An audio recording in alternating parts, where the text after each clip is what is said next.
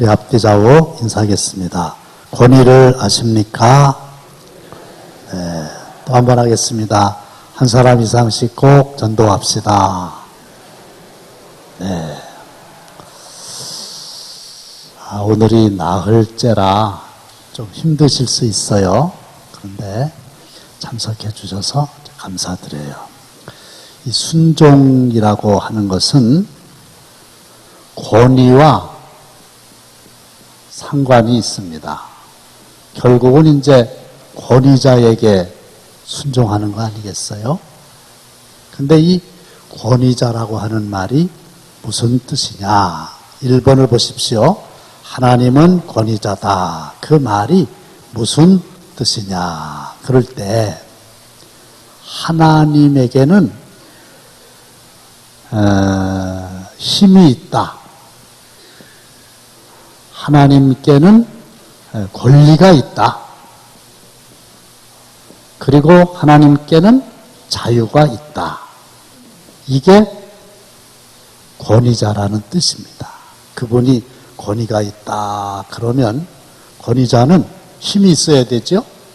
그 다음에 마땅히 주장할 만한 권리가 있어야 되고 자기의 뜻대로 할 수 있는 자유가 있어야 되는 겁니다. 다시 말씀을 드리면 하나님은 뭐든지 하나님 마음대로 결정을 할 권리가 있으시죠. 그렇죠? 생, 사, 화, 복 하나님이 그냥 정하시는 거예요. 누구 간섭 안 받는 거예요. 하나님 누구 결제 안 받으시는 거예요. 이것을 이제 주권이다 그랬죠. 그런데 우리가 권위자 앞에 설 때는 힘을 빼야 돼요. 이게 참 중요한 원리인데 이분이 나의 권위자다. 이 권위는 하나님이 정하신 거거든요. 그러면요 힘을 빼야 돼요. 권위자 앞에서. 근데 권위자 앞에서 힘을 안 뺀다. 그걸 뭐라고 그럴까요? 그거를 도전이라고 그래요. 그거를 거역이라고 그래요.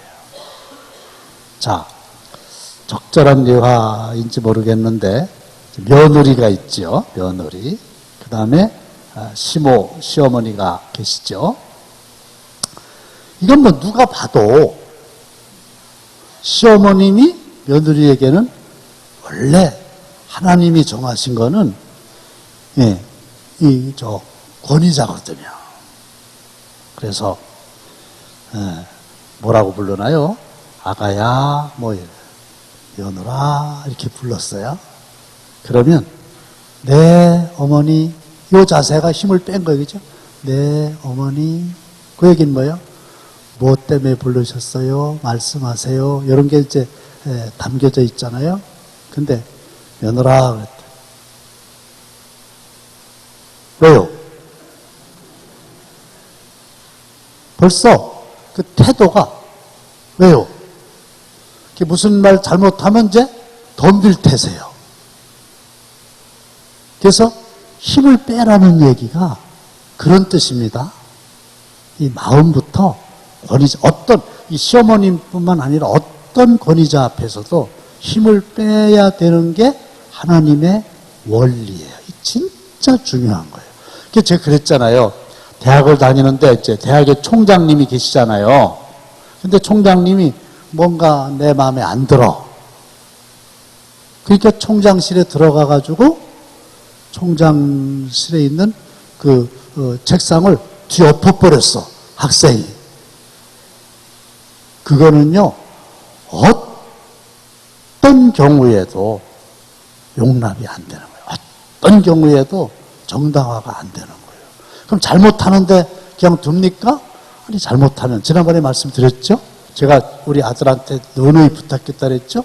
말씀드릴 일이 있으면 예의를 갖춰서 힘을 빼고 권위자라고 하는 걸 인정하고, 그러나 말의 내용은 정확하게 할 수 있는데 태도가 잘못됐다는 얘기입니다. 도전하는 거예요. 거역하는 거예요. 권위자에게 도전했다. 권위자에게 거역했다. 안 되는 거예요. 요즘에 국가가 좀 그런데 국가의 그 권력이라고 하는 게 사실은 주권이 국민에게 있는 거잖아요. 그렇죠? 국민에게 있는 거잖아요. 국민을 거역하면 됩니까? 누구라도. 대통령에게 있어서 권위자는 국민들이에요. 자, 여기까지만 하고요. 자, 그러면 두 번째 올라가서 하나님께 순종한다는 말은 뭐냐? 그러면 한마디로 얘기해서 하나님의 권위를 인정하는 거예요. 누구에게 순종한다? 그 말은 그분의 권위를 인정하는 거예요. 시어머니에게 순종한다. 자녀들아 부모에게 순종하라 그랬으니까 순종한다 그러면 이 시어머님의 그 권위를 인정하는 거예요. 경제력이 없다, 나만큼 알지를 못한다, 힘도 빠졌다. 그러면 안 돼요. 왜냐하면 제가 연구해 봤더니 누가 시어머니 될까요? 며느리가 오래 살면 나중에 시어머니 되는 거예요. 그럼 내가 또 당하는 거예요. 계속 며느리인 사람이 어디 있어요? 나중에 며느리가 시어머니 되는 거잖아요. 이건 바뀌면 안 되는 거예요. 그래서 내가 누구에게 순종한다 그 말은 그분의 권위를 인정한다. 그리고 그분의 권위를 인정하게 되면 그분 앞에서는 힘을 빼야 된다고 그랬죠? 그러니까 부드러워지는 거예요. 그분 앞에서는 온유해지는 거예요. 아들아, 아들아, 왜요? 이거 안 되는 겁니다. 자, 그 다음에 두 번째로 넘어갑시다. 그러면 하나님께 불순종한다는 건 뭐냐 이거예요. 아니, 하나님뿐만 아니라 누구에게 불순종한다 그 말은 뭐예요? 그분의 권위를 인정하지 않는 거예요. 그분에게 힘이 있고 그분에게 권리가 있고 그분은 나에게 그걸 요구할 만한 권리가 있고 그분에게 자유가 있다고 하는 걸 인정하지 않는 거예요. 그래서 부모님이 자녀에게 이렇게 말씀을 하셔도 이걸 인정 안 하니까 부모의 권리를 인정 안 하니까 거역하는 거예요. 대두는 거예요. 따라서 하나님을 원망한다고 하는 게 무슨 뜻이냐. 부모님을 원망한다고 하는 게 무슨 뜻이냐. 원망한다고 하는 얘기는 권위를 인정하지 않는 거고요. 이 권위를, 힘을 쓰는 것을, 권리를 행사하는 것을, 자유를 행사하는 것을 못마땅하게 여기고 불평하는 거예요.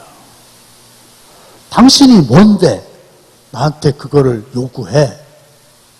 당신이 뭔데 나한테 그거 순종을 요구하는 거야? 이렇게 되는 거죠. 그러니까 이게 뭐예요? 불순종이죠. 불순종은 바로 원망하고 이어지는 거죠.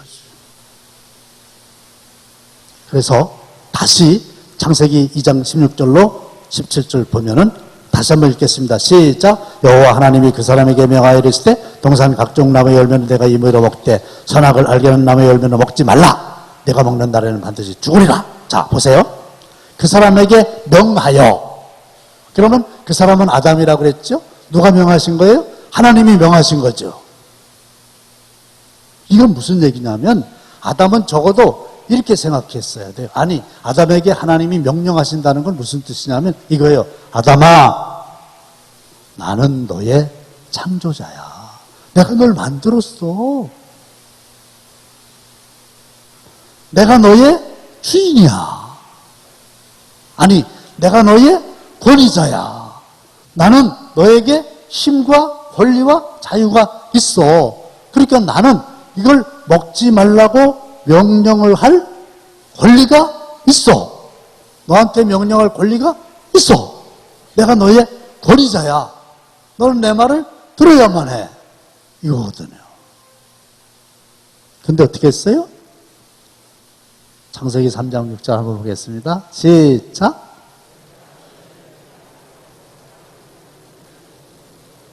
누가 먼저 따먹었어요? 여자가 먼저 따먹었어요.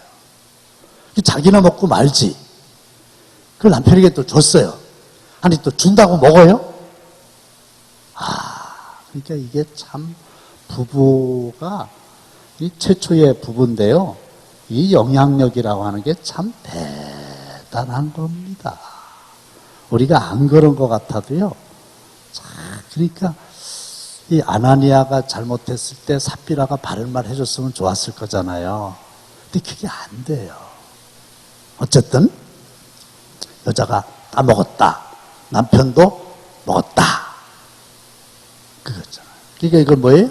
불순종했다는 거죠. 불순종하면 바로 뭐가 올까요?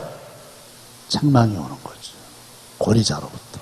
그래서 권위자에게 순종하면 권위자로부터 보호를 받을 수 있고요. 권위자에게 불순종하면 대들면 책망이 오게 되어 있는 겁니다. 교통 단속하는 여자 경찰관 있죠. 그분에게는 나라에서 부여한 힘이 있습니다. 단속할 법적인 힘이 있어요. 우리는 힘이 없잖아요. 차 지나가는데 이렇게 딱 세우고서는 스티커 발부할 권리가 없잖아요. 근데 여자 경찰은, 교통 단속하는 경찰은 힘이 있고 권리가 있죠. 그리고 자기 마음대로 단속을 할 수 있지 않습니까? 그런데 내가 운전을 하는 데 있어서 속도를 잘 지켰어요. 그러면 이 교통경찰로부터 보호를 받지요. 교통경찰이 뭐라고 아무런 얘기를 안 하지요. 아니, 법을 순종했는데요. 과속하지 않고 잘 지켰는데요. 그러면 경찰에게 뭐 도움을 요청할 수 있어요. 얼마든지. 다른 일로 여보세요. 제가 뭐 이런 어려움이 있는데 좀 도와주세요. 그러면 도와주죠. 근데 만일에 그가 이제 하라고 하는데, 단속하라는데 도망가 버렸어요. 그렇게 되면은 과속한 거에 대한 벌칙뿐만 아니라 도망을 갔다고 하는 거에 대해서 권위를 인정하지 않고 자기 마음대로 했다는 거에 대해서 굉장한 책망이 오게 되는 겁니다. 그래서 심판자가 돼버려요. 경찰이. 그래서 보호를 받느냐 책망을 받느냐, 이건 결국 나중에 복을 받느냐 화를 당하느냐, 이거와 연결이 되는 거거든요.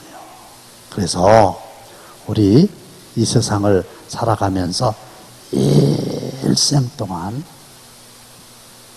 권위자를 알아보시고 권위자 앞에서 순종하는, 복을 받는, 보호를 받는 삶을 살게 되시기를 주님의 이름으로 축원합니다. 우리는 어디를 가든 권위자를 만나요. 우리는 어느 곳에 가서 무슨 일을 하든, 마지막 날 이제 저 자세히 말씀드리겠습니다만은 권위자를 만나게 돼 있어요. 그가 나의 권위자다. 이거를 반드시 알아차려야만 되는 거예요. 그러니까 다시 한번 말씀을 드리면, 그까짓 거, 선악을 알게 하는 나무의 열매 따먹지 말라는 거, 그거 하나 따먹은 게 뭐가 그렇게 큰 죄냐, 이렇게 얘기하는 사람이 있어요. 또 어떤 사람들은 성경에 보면 선악을 알게 하는 나무의 열매라고 되어 있지만 이제 사과라 그래요. 사과. 쉽게 아마 그렇게 얘기했나 봐요. 사과라 그래요. 사과. 그러면 그까짓 거 사과 하나 따먹었는데 사과 하나에 뭘 먹었냐고, 돈으로. 그게 뭐 만 원이 가겠어요? 뭐 2만 원이 가겠어요? 사과 하나. 따먹지 말라는 거, 그거 따먹었어. 그게 뭐가 그렇게 큰 죄냐고. 이렇게 얘기할 수 있어요. 미국 사람들도 그 사과로다가 이렇게 해석을 하는 경향이 있는 모양입니다. 그래서 지난번에도 말씀을 드렸습니다만은, 이 남자들은 여기 이렇게 보면은 이걸 목젖이라고 그럽니까? 동그랗게 이렇게 뭐가 나와 있어요. 이렇게 잡혀요. 여자들은 안 그렇다 그래요? 이게 뭔지 아세요? 진짜로 이 사람들은 이걸 뭐라 그러냐면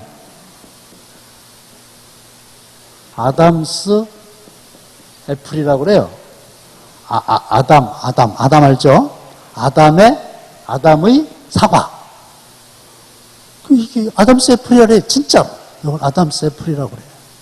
이게 무슨 뜻이냐 그랬더니 따먹지 말아라. 그랬는데 누가 먼저 따먹었어요? 여자가 따먹었대요. 이게 성경에 없는 얘기요. 여자가 따먹은 건 사실인데 해석을 어떻게 하냐면 여자가 따먹었는데 여자는 하나님으로부터 직접 들은 게 아니에요. 따먹지 말라 소리는 아담에게 하신 거예요. 아담으로부터 이제 하와가 들었겠죠. 근데 직접 안 들었나 어쨌든 홀딱 아주 쉽게 새끼띠야. 쏙 넘어갔어. 근데 아담은 이제 하나님으로부터 너 따먹지 말아라 이 얘기를 직접 들었잖아요. 그래가지고 이거 하나님 말씀을 들어야 되나 아내의 말을 들어야 되나 이렇게 머뭇머뭇하다가 따먹긴 따먹었는데 이게 잘 안 넘어가가지고 요렇게 남아있다고. 그래서 이게 성경에 없다는 얘기가 요 얘기가 없다는 얘기예요. 그들의 해석이에요. 그들의 문화예요. 그게 이제 아담스 애플이라고 한다는 거예요. 근데 이제 사과 하나 정도가 아니라 뭐가 문제냐 하면 이게 문제인 거예요. 근본적인 게 이게 문제인 거예요. 그까짓 거 뭐 따먹고 안 따먹고 그게 아니라 하나님의 권위를 인정하지 않는 거예요. 하나님의 권위를 인정한다고 그러면 하나님의 말씀에 순종해야 될 거 아니에요. 근데 이렇게 된 거예요. 아니 하나님이 나한테 그거 요구할 권리가 있어요? 시어머니가 부를 때 왜요? 이런 식으로 하나님이 말씀 왜 그걸 못 먹게 해요? 그거 먹으면 내 눈이 밝아져가지고 하나님처럼 된다는데요? 그러면 하나님만 하나님 하려고 그러고 나는 그렇게 되면 안 되니까 하나님이 나를 잘못되게 하려고 그런 거 아니에요? 근데 내가 왜 하나님 말씀 왜 들어요? 왜 내가 하나님 말씀 들어요? 하나님이나 나 똑같지? 하나님이 나에게 먹지 말라고 그러는 거나 내가 하나님 앞에서 먹으면 어때요? 이런 거나 뭐가 달라요? 이렇게 해서 하나님의 권위를 인정하지 않는 거예요. 그게 제일 문제인 거예요. 먹고 안 먹고는 그 다음 얘기예요. 그거를 따먹었다는 얘기는 하나님의 말씀을 순종하지 않았다는 건데 사과 하나냐 둘이냐가 아니라 하나님의 권위 자체를 무시하는 거예요. 인정하지 않는 거예요. 그게 제일 큰 문제예요. 피조물이 창조주인 하나님을 신하가 왕에게 인정하지 않는 거예요. 그러니까 반역하는 거잖아요. 그러니까 쿠데타 일으키는 거잖아요. 잡히면 죽는 거잖아요. 그 원리가 성경에 있는 겁니다. 그러면서 이제 마지막으로다가 사마 12장 9절로 10절을 보시면 이제 알 수 있어요. 다 함께 시작.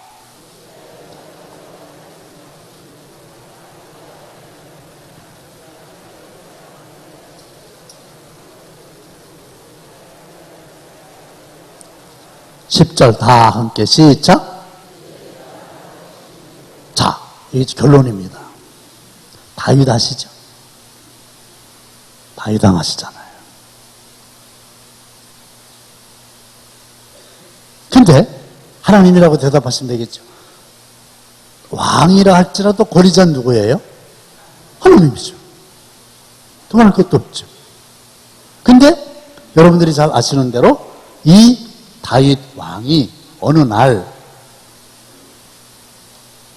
백성들은 전쟁하러 나갔는데 궁중에서 늦잠을 자다가 할 일이 별로 없어갖고 옥상에 올라가서 어슬렁어슬렁 거닐고 있었는데 마침 이제 현숙하지 못했다고 보는 거예요. 우리야라고 하는 장군이 있는데 그의 아내 바세바가 이제 목욕을 하고 있었다는 거예요. 눈에 띈 거예요. 뭐 눈에 띈 건 어쩔 수 없죠. 근데 이제 사람을 보내갖고 자세히 이제 알아보고 결국은 여차 해가지고 그 우리야라고 하는 그 부하 장수를 이제 동침을 하고 나서 그걸 이제 덮으려고 시도하다가 이제 안 되니까 결국 우리아를 죽이잖아요. 아시죠? 그러니까 다윗은 뭐를 한 거예요? 간음을 한 거죠. 그리고 또 다윗은 뭘 저지른 거예요? 살인을 한 거죠.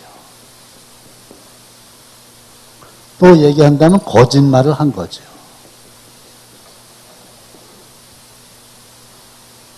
자, 이런 걸 했죠? 이걸 누가 아세요? 하나님이 아시죠? 그러니까 하나님이 어느 날 다윗을 불러서 다윗에게 말씀하시는 거예요. 뭐라고 말씀하십니까? 내가 여호와의 말씀을 업신여기고, 그 다음에 10절에 보면 내가 나를 업신여겼다. 하나님이 다윗에게 내가 나를 업신여겼다 그러잖아요. 근데 이렇게 얘기하지 않았어요. 다윗아, 너 왜 간음했냐? 이렇게 말씀하시지 않잖아요. 그렇죠?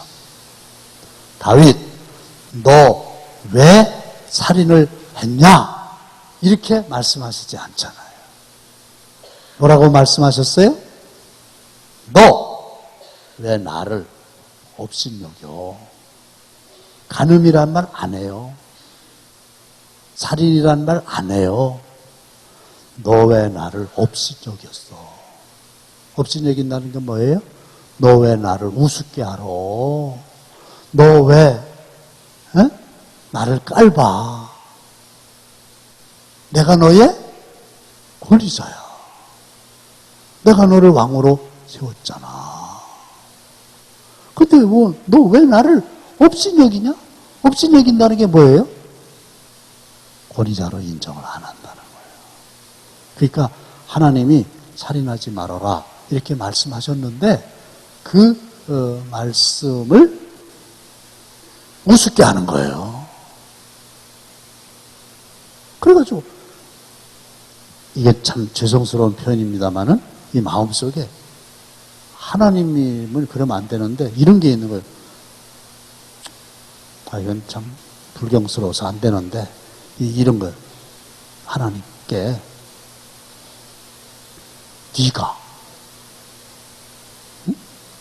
네가 나한테 왜 그런 얘기해?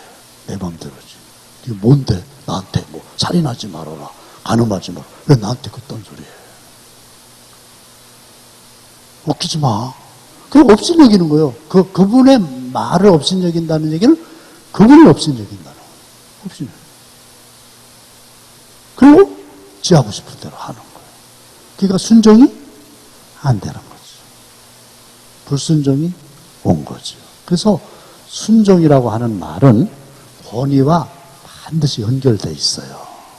그래서 권위를 인정하지 않고 권위 속으로 들어가지 않는 게 불순종이에요. 그러니까 그 사람 행동을 보기 전에 태도만 봐도 순종의 사람인지 불순종의 사람인지 대번 알 수 있어요. 권위를 인정 안 하면 그거는 아무 말을 안 해도 마음속으로부터 권위를 인정하지 않으면 그거는 불순종인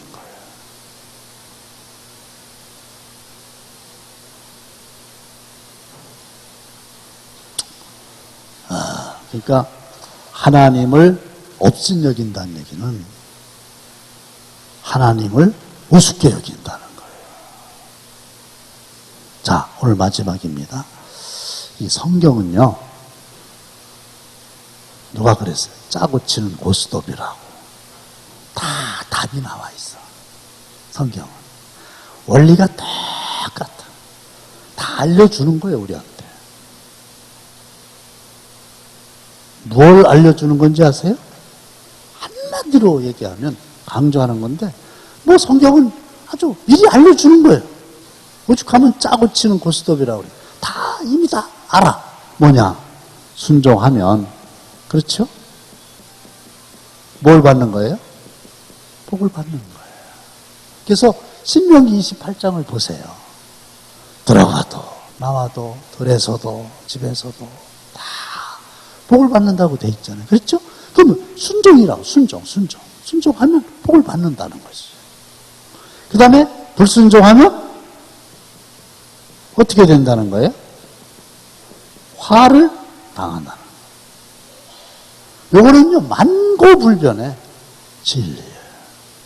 그래서 이 순종이라고 하는 것은 하나님이 아담에게 최초로 요구한 유일한 거예요. 순종해라. 내가 너한테 말을 할 테니 너는 나의 권위를 인정하고 내 권위 속에 들어와서. 그래서요, 이제 아내분들이 있잖아요. 아내분들, 또 자녀분들 계시잖아요. 아내분들은 남편의 권위 속에 들어갈 때 평안한 삶을 살게 돼 있습니다. 하나님의 원리입니다. 남편을 인정해야 돼요. 거기에 하나님의 복이 있는 거예요. 조건을 달면 안 되는 겁니다. 이게 원리입니다.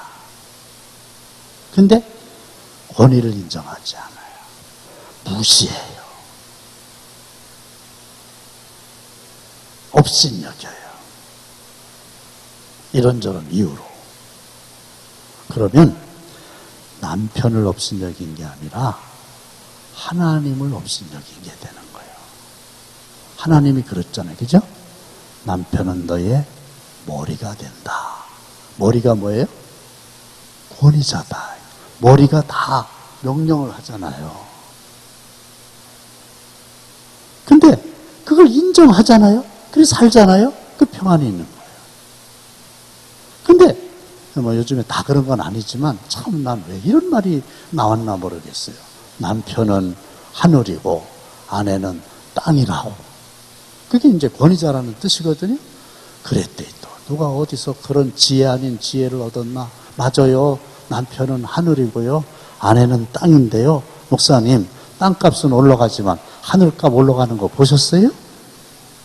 그렇지. 하늘은 사고 팔질 않으니까 값이 없지. 그러니까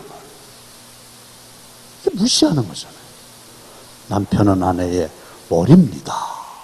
그랬더니 아 그래요? 그러면 아내는 남편에게 있어서 목입니다. 그 머리 밑에 있다는 뜻이 그게 아니라 머리는 목이 이렇게 흔듭니다. 목 맘대로 이렇게 머리가 움직입니다. 그러니까 이게 머리 위에 목이 있다는 얘기지. 이렇게 되니까 가정이 파괴되는 거예요. 가정이 파괴되면 사회가 파괴되는 거예요. 그걸 또 애들이 다 보고 듣는 거예요. 그래서 이 권위라고 하는 거는 모든 인간의 권위자가 하나님이라고 그랬잖아요. 하나님께 순종한다. 그 말은 하나님이 정하신 권위를 다 인정하는 거예요. 그걸 안 하면 뭐라고 되는 거예요? 하나님을 업신여기는 게 되는 거예요.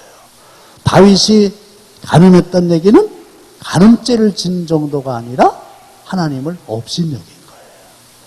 아담과 하와가 금단의 열매를 먹었다고 하는 거는 사과 하나 먹었냐 둘 먹었냐가 아니라 하나님을 업신여긴 게 되는 거예요. 여러분, 순종이 얼마나 중요한지, 또 순종에 있어서 권위가 얼마나 중요한지. 그래서 이제 내일은 권위의 주인을 아십니까? 이렇게 이제 공부하게 될 텐데, 어떤 이번 기회에 하나님이 주신 말씀 꼭 명심하시고, 언제 어디서든지 권위자를 만나게 돼 있으니까 이 권위자에게 순종하셔서 복을 받아 누리는 저와 여러분들 되시기를 주님의 이름으로 축원합니다.